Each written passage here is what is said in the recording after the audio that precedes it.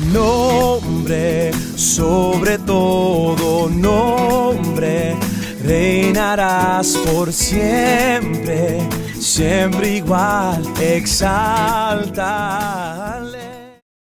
Hi, I'm Michelle Warren. I'm the Advocacy Director for the Christian Community Development Association. Back in 2010, our board of directors at CCDA decided they wanted to learn a little bit more about immigration. And so they went to the border in Arizona together and listened to the stories of people and their struggles. And the board was just really impressed with what they heard, and their eyes were opened in new ways to the limitations of our immigration system. When I personally heard that the board was doing that, I wanted to stand in solidarity. And so since I was a part of CCDA and cohort 1, and I actually just didn't have the money to go down and be with the board, even though cohort 1 was invited, I called several friends around the country. The cohort program at CCDA is a leadership development training program within the Christian Community Development Association, and they're leaders that are from all over the country. And so I thought, what a great way for us to be able to stand in solidarity with the board who is at the border, learning about immigration. And maybe in our cities, we can try to bring what we've learned around immigration to a very public place. And so I called friends in Chicago, in Washington, D.C., in Miami, in Memphis, Tennessee, in Southern California, numerous places and cities around the country. And we, at the same time that the board was at the border, we had these very public rallies outside and invited the media and began to really come out as Christians who cared about immigration reform.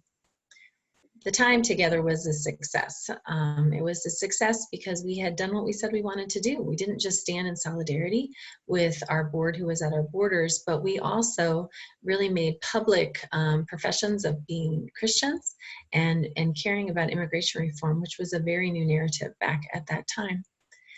In order to stay connected, we had just accomplished this really big nationally recognized with Associated Press and NPR. We wanted to keep that going, knowing that there was also a group that was within, CCDA that had been at the front lines working with immigrants and some parts of immigration reform. And how could we, as the association, in our individual communities, stay better connected? So we decided that we would plan to meet at our national conference in the fall. And the room had probably about 7 of us in it.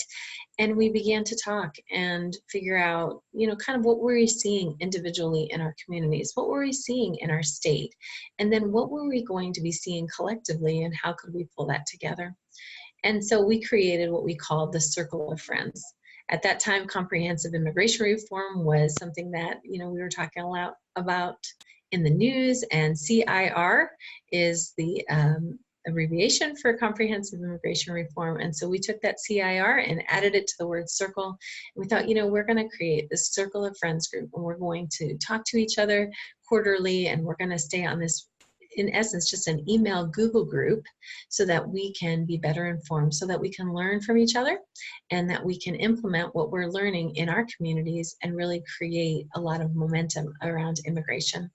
And so people who had been a part of CCDA's immigration platform before, people who were newer with the cohorts, and we all joined together in this email Google group, and we would connect via phone, connect via video calls, and then also just through emails. And what we've seen over the years is what started out as probably 7 people in a room. We have, several hundred people who are a part of that group today.